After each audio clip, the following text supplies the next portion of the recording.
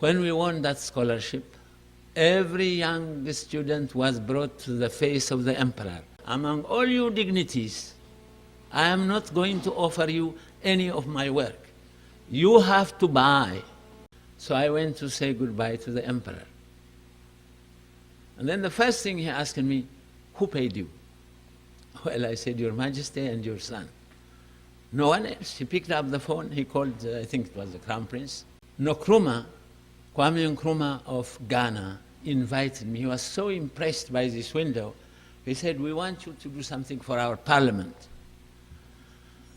So I said, you must ask permission from the emperor. The emperor was asked. Then he sent somebody to me and said, haven't you got enough work in Ethiopia that you are going to serve another country? So they set up a committee immediately, and at that time they said, I was government educated, I had the privilege no other Ethiopians except few have, therefore it is expected of me a free contribution to this thing. But I said, you were going to pay the Italian. If you want to live in Ethiopia and create, there are so many obstacles, have been many obstacles. During the emperor's time, during the Derg time, and there are also difficulties in our time.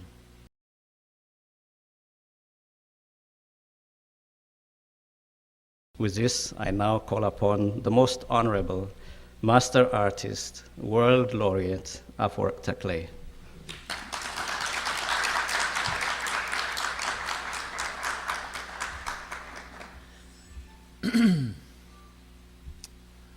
Well, first of all, distinguished guests, I am at a loss for words. Usually I speak with my brush or my chisel. After such an introduction, it's very difficult to humble oneself to a status of normality. So in case I sleep on any uncivilized words, you will forgive me for it. But I want to be in front of you as natural as possible and just give you a light what it means to be an Ethiopian artist, an African artist, who has passed and has been lucky enough to experience all the great teaching places, including museums where you see world masterpieces like the Mona Lisa by Da Vinci in France, and the Last Judgment of Michelangelo in St. Peter's in Rome, and some of the magnificent works of Francesco de Goya of Spain. Having passed through all this, thanks to a scholarship known as the Prix de Rome, it was the last important scholarship I won in England at the Slade, which is part of the University of London, that gave you a chance to travel after your studies for 3 to 6 months in France, in Germany, in Italy, in Spain and Portugal. So I benefited by all these experiences, feeling so ambitious to go back to my country, begin a school of thought, a school of creativity, where, lucky enough to have been born from Ethiopia, which is next to Egypt, almost 5,000 years of existence and contributing to the world with her heritage, to suddenly appear in that scene and say to yourself, with all the advantage of learning, all the advantage of the great professors that I have had, that now, what am I going to contribute? Am I going to become just a typical local artist, copying what the Europeans at that time, tourists required, a copy of the old works? Or am I going to create something based on my own tradition, on African tradition, and also on world art heritage tradition? These were the big questions that confronted me when I reached my homeland. I could have, of course, with the advice of many students that I have been with, they say, what are you going to do in Africa? It is such a dark continent. They have no time for art. Their life is very difficult. Their ordinary existence is very difficult. Why don't you stay in Paris? Why don't you stay in London? Why don't you go to New York, where you will be able to create peacefully, tranquilly, instead of thinking of your everyday life? Who is going to appreciate your art? They have their own daily problems. A young man, talented as you are, having had the benefit of knowledge and education, why don't you benefit? After all, Picasso, in the Revolution time, he came to France and called it home. Marc Chagall from Russia, he called it home. Diego Rivera of Mexico called it home. So you can't stay in Paris, enjoy the life, enjoy all the benefits of civilization as a cultured man, as an artist, and yet tomorrow, if you create something great, they said that you will always give to your continent and to your country a name, because people would refer to you, Afewerk from Ethiopia, from Africa. They said you have paid for your debts, but this never happened. This is why I will try to find some words to put you in my position, how I felt. The choice was very, very, very difficult, but I had to decide, because Ethiopia and Ethiopians, it is not like today. They never wanted to travel into any other land. They never wanted to conquer other places. But their integrity and their pride, if anybody dare touch it, they will not be sleeping with their spears and shields while somebody else took their country and their possession and their history. They fought for it. This only happened once in the history of Ethiopia. That was fascist Italy, who wanted to colonize Ethiopia, changed her history. It was at that time unknown to many. A sense of heroism was created, patriotism was created, and thanks to these people, Ethiopia was never conquered. The Italians ruled only the cities, not the countryside. Our patriots resisted to a point of their death or liberty. And so I felt I had that drop, a drop of that blood. What am I going to contribute to that land in Africa? And that's why I stayed, went back to Ethiopia. It was a wonderful time, because we had an emperor who had a certain sense of clairvoyance and appreciated beautiful things. And for the first time, he opened my exhibition, and I said, as was traditional in Ethiopia, you never sold a picture. You gave to someone, and that somebody gave you money or a bullock or land.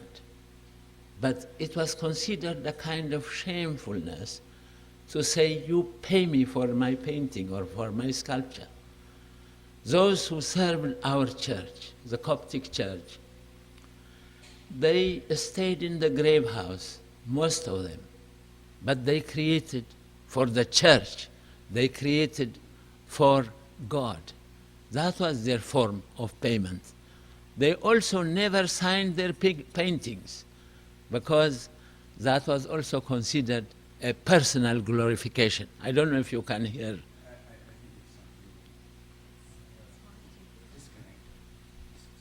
I didn't touch anything.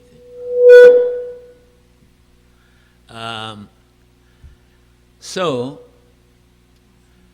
I was coming into this place. At that time in Ethiopia, unless you were appointed or you were a prince or you were appointed to a position of a minister, etc., etc., you were practically nothing.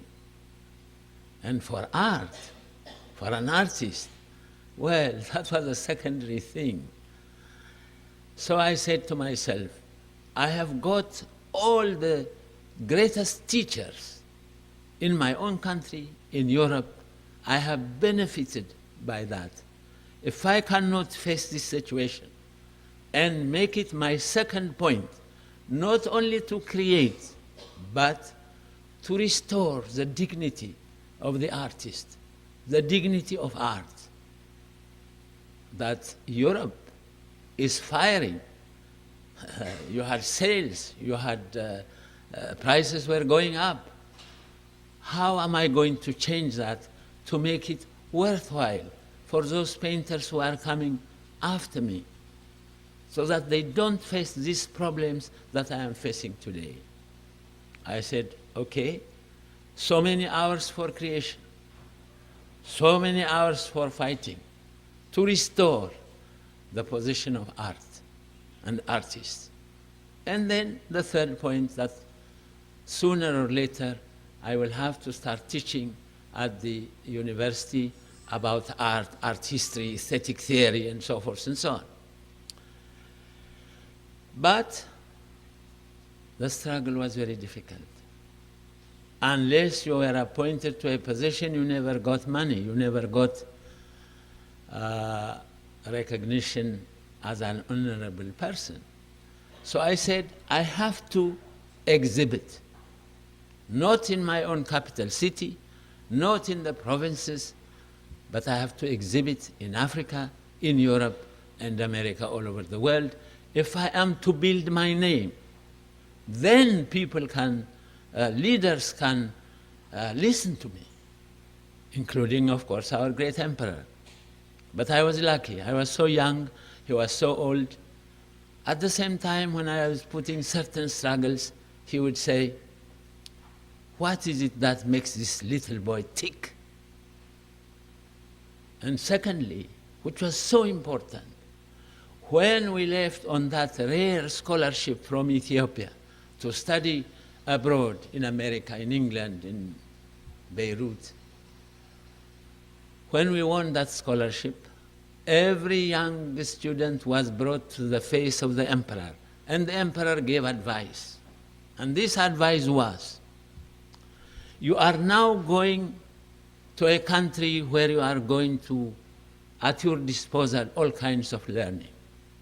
He said, study, study, you must study.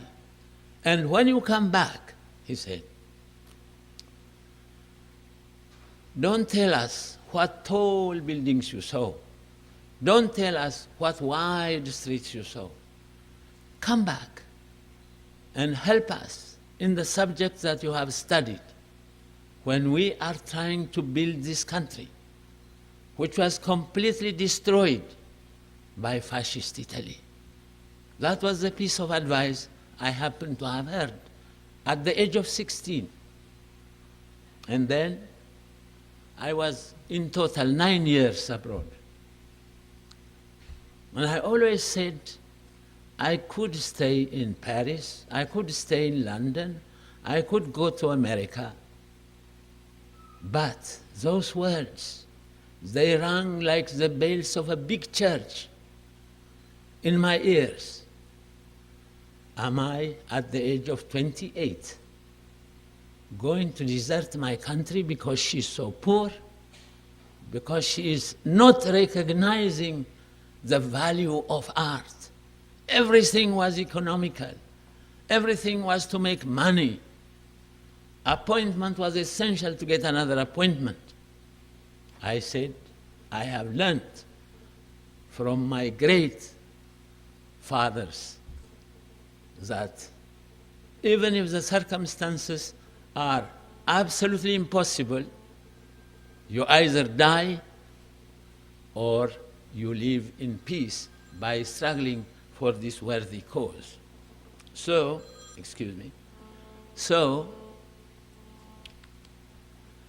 I said, I will try it for 1 year. And in my first exhibition, where all the dignitaries were invited, where everybody thought, this young artist, what is it all about him? And the emperor was opening my exhibition. And the Minister of Education at that time, there was no Minister of Culture. He said to me, I have to give a painting to the emperor and make this speech. It was a written speech. When I read it, for me, it was a disaster. It meant nothing. It was as soft as the softest speech you can imagine. I was ready for the battle to bring out the great cultural heritage which Ethiopia possessed in modern terms. So I said, okay, to the Minister of Culture. I put his speech in my one pocket, and I had my own speech on the other. The essential part of that speech was, it addressed Your Imperial Majesty, Your Highnesses, this and that. And then I forgot the papers, and I said, today is a big day for me, because I am going to begin the education that art has got to be bought. Artist has got to live with what he has earned from his paintings, from his works. Therefore, among all you dignities, I am not going to offer you any of my work. You have to buy. This was in front of the emperor. It was a big risk. But thank God, the emperor was gentle,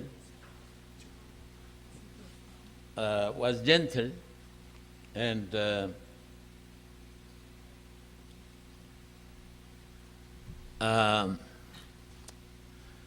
I said, you have to buy.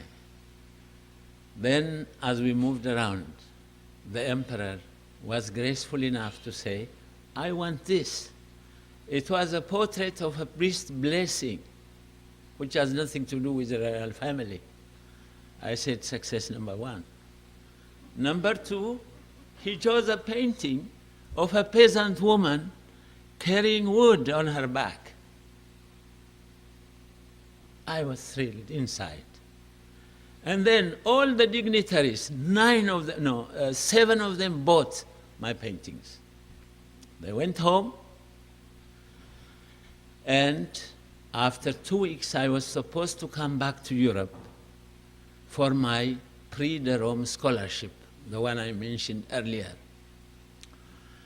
So the risk was very little. However, the emperor, the next day, I was staying in a hotel called Itege Hotel, with the money in cash sent by one of the officers of the palace. The emperor paid, I remember, 900 birr, which is really less than $100, as it were. But the others, and his son, Duke of Harar, he bought another. It was a small drawing for 250 birr. Anyhow, all the others took the painting. They said nothing. They would invite me to their place. I would have lunch, or whatever it is. And then when I leave, I was expecting a check. But no check. You can imagine if you put yourself in my position. So I left gracefully and everything, because these are the big shots of our country.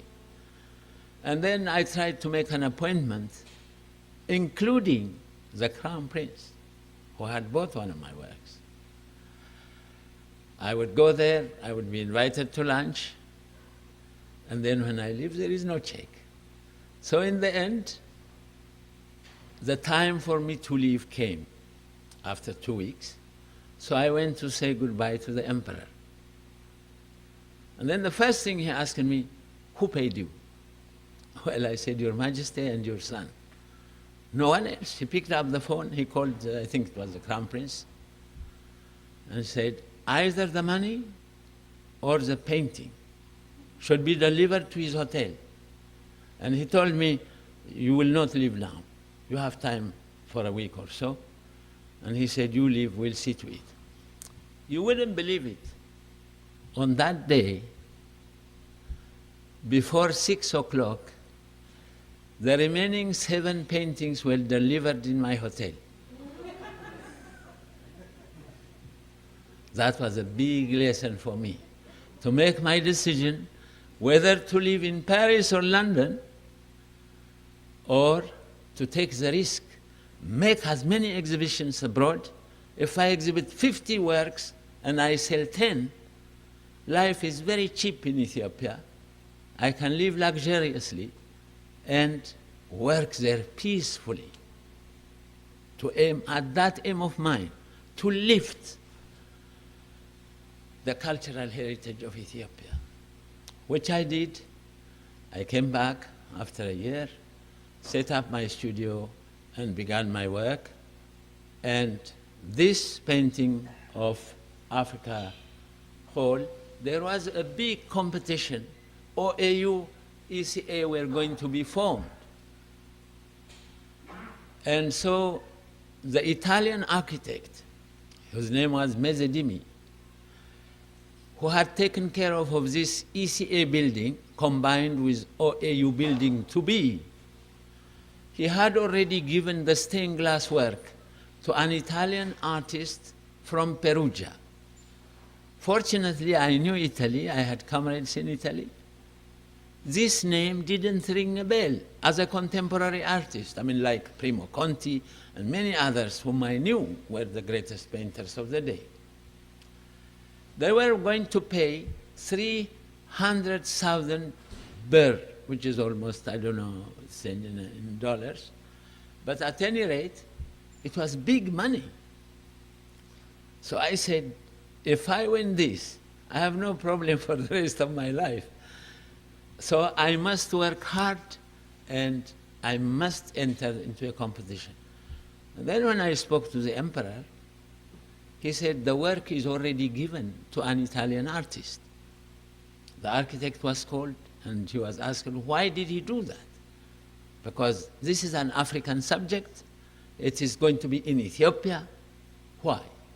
So he said, there is no artist capable enough to do a stained glass window. He said it is a European art, nothing to do with Africa. He forgot that stained glass window began in Egypt in the pharaonic times. However, the emperor said, are you able to do it if you are given the opportunity? I said, yes, I have studied stained glass window, mosaic, frescoes. And then he said, all right, it should be done by competition. The architect came with another defense. He said, the ECA is opening in 6 months. There is no time to do this work and finish the building. Then the emperor again came back to me and he said, are you sure you can do it in 6 months? I said, I will, Your Majesty. I always remember what you told us.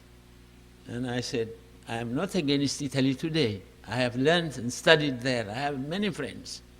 But I must teach this architect that an Ethiopian can do it. And so I meticulously, every square meter, that it had the characteristics of a real stained glass, which is called in the antique style. Every piece of glass is not a painted glass.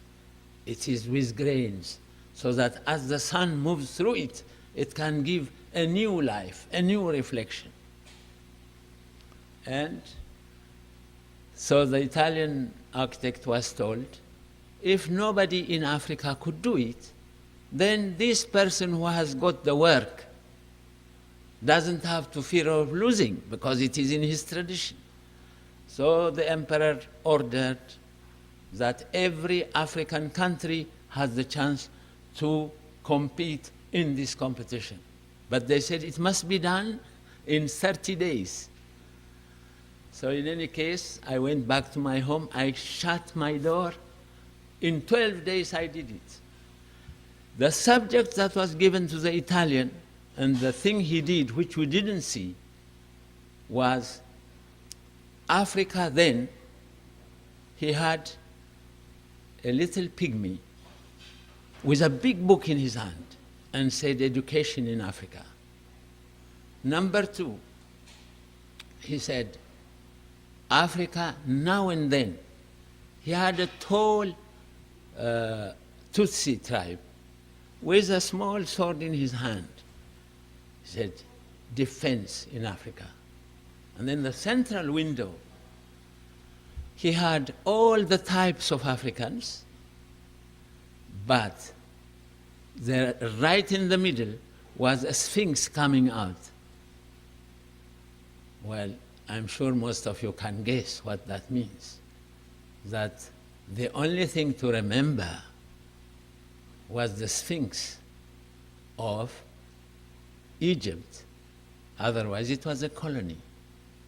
So to avenge myself, I closed myself in there, and I said the first part should be Africa then, with the slavery, with the devil dancing, with the gloomy color of black and red. And then the second part, Africa now, Africa then and now, when Africa begins to look with a map of Africa. Some of the Africans that are already free, they are looking straight at you in the stained glass window. But the others who are still in the colonies, they are hiding themselves. And then this big devilish bird is flying away, symbol of colonialism. And the African is throwing them out. And then the central, these two windows are covered with a chain, unbroken chain. In the central part, it is surrounded, and the chain is replaced by those countries which were already free.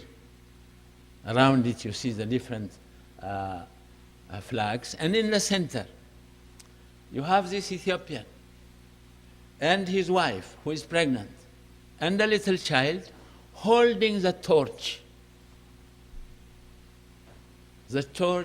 of the rising sun, of the new dawn, of the new day. And behind him are the different African nations which are already free in their national costumes.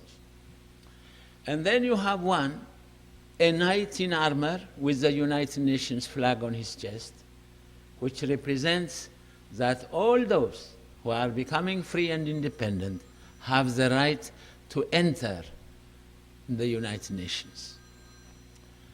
And then finally, all these things came from about 30 countries. They were shown, and mine was declared a winner by of the 17 judges, by the 14 judges, including this work from Perugia, which he has already done, this artist. And then you can imagine what happened to me. I was very happy, and then we were called in front of the emperor, and I was declared the winner. It had fulfilled all the qualifications of a stained glass art. Now, the second problem, unexpected problem, was people, ministers, who thought I was already this little boy who is so arrogant and so much taken notice of without any kind of appointment in the government. was having this name and this kind of thing already beginning. So they went and told the emperor, you see, this boy should know who is ruling Ethiopia. Instead, he has put in the center the ordinary Ethiopian family. The man you see there, the woman you see there, and the little boy, they are not the image, the imperial image of the imperial family. So they suggested to him that the face of the central man should be the portrait of the emperor, and the wife should be the empress, and the little boy the Duke of Harar. Now, as an artist, you can imagine that only will exist as long as the emperor is king. But the day he is removed, and revolutions are everywhere, that painting, that stained glass window was gone. So I was called to change this into that image. Not by the emperor, by his Minister of Interior. I said, oh my God, how I have forgotten to put the emperor there. I will do it. I will be very happy to do it. So give me time. I knew that the whole thing to see, you have to have the whole image in stained glass window. And the head only of this peasant man was already 1 square meter. Until I have finished the work in stained glass window, nobody will see it, who is who in that painting. So I continued my work in Ethiopia. Then I came to the south of France. I did it in Saint-Étienne, where I was an apprentice for a while in my educational days. And then when it was finished, almost finished, the emperor visits South America. And there was a coup in Ethiopia. And then all the French press, when I started this work, were talking about it. They said, now, the emperor is gone. What are you going to do with your portrait, with your stained glass window? I said, I will continue my work. Politics, I am a juvenile delinquent in politics. I know nothing about politics. So I will continue my work. Continued. The emperor came back. He shot, he hung some of these people. And then when I went back with my stained glass window, I said, I want the whole place closed and a policeman to be there, because this Italian may destroy it because his work was not there. So immediately, presto, there was a police. Nobody, I said, nobody, including the Minister of Public Works. And then just before the opening day, which was in 15 days' time, nobody came to that place.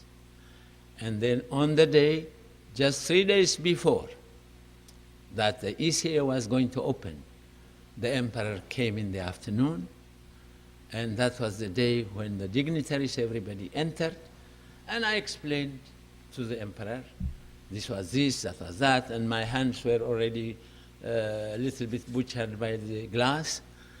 And then he listened so quietly.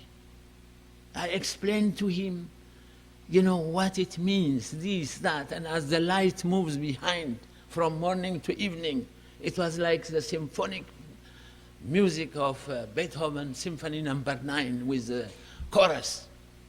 This stained glass was talking.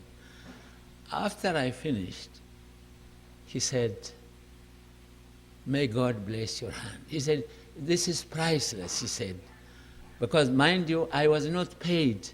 I just asked the emperor to pay only for the raw glass, but the payment will be done afterwards. But apparently I didn't know it worked negatively when I didn't change the face of the emperor to the peasant. Anyway, he said that we will never be able to pay for this. He said, may God bless your hand. He left. Believe it or not, to make a long story short, for 2 years I was not paid.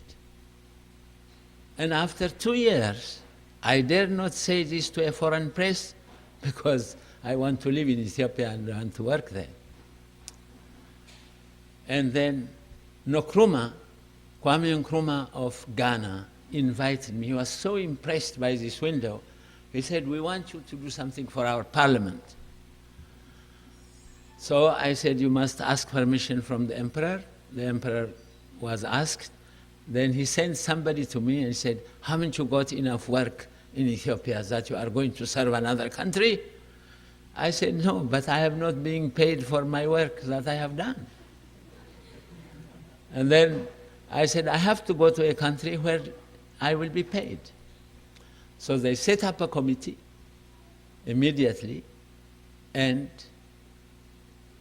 at that time they said, I was government educated, I had the privilege no other Ethiopians except few have, therefore it is expected of me a free contribution to this thing. But I said, "You were going to pay the Italian." And they said, "Well, you better keep quiet if you want to work in Ethiopia, otherwise make your exit to Paris or London, wherever you want to go." Anyway, thank God, I have the ability to share this with you. I'm going to share with you what I felt at that time. If you have toiled so far with a stained glass window cutting your fingers, and then when the hole was opened successfully with all the leaders of Africa at that time, including Senghor, Kwame Nkrumah, and the one of Kenya, and so forth and so on, I can't complain to anyone. But the work began to be very famous. Within those couple of years, everybody talked about the Africa Hall stained glass window. Every tourist that came had the ability to see it. It was not like today in America after this bombardment of the towers. We had that reflection also in that organization. They restricted tourists and so forth and so on. So my name was built by this. And after this, I did 6 more important stained glass windows. And one of them, the latest, where I won about a year and a half ago, the Da Vinci diamond in Europe. And of course, you will see in most of my works that I felt I would take this time to just give you a glimpse of one artist. Now, and just briefly I want to tell you, in Ethiopia today, we have many artists, foreign educated, who live in a foreign land, and thank God, they work freely. Nobody is oppressing them. That makes me feel so happy. And when our second millennium came, the celebration came, there was a great opportunity of winning a lot of works for me. I said, no, I will not compete. I will give the opportunity to the other younger painters who, unfortunately, or fortunately, didn't have to go through the horrifying experiences, the anxieties I have had. Let them create freely. Then I said, at the end of the millennium, I shall present 3 works of mine on which I have been working for a year, which can be used as a public monument in the capital city, in the provinces, also not only for Ethiopia, but for Africa, because all Africans said it is also our millennium. So I also have designed a terrific stained glass window, which can be made into a tapestry, which can be made into a public monument, which can be done in a stained glass window. And I said, by the end of the millennium, I shall present mine, which unfortunately you have not seen it anywhere, but in a couple of months you will be able to see. And so the future of art is not so much of a different struggle that I have gone through. People now travel very easily, they can exhibit in Europe, they can live in Europe. And so I would say I am optimistic for the future of Ethiopian art, and as leaders become enlightened, for also other African countries. And I just want to thank you for your silent attention. I could say more, but I think I would like to stop here. And if you have any questions, and if we have time for any questions, I will be willing to answer it. But please keep out of politics, because I am going back and I am not really very useful on that subject. Thank you.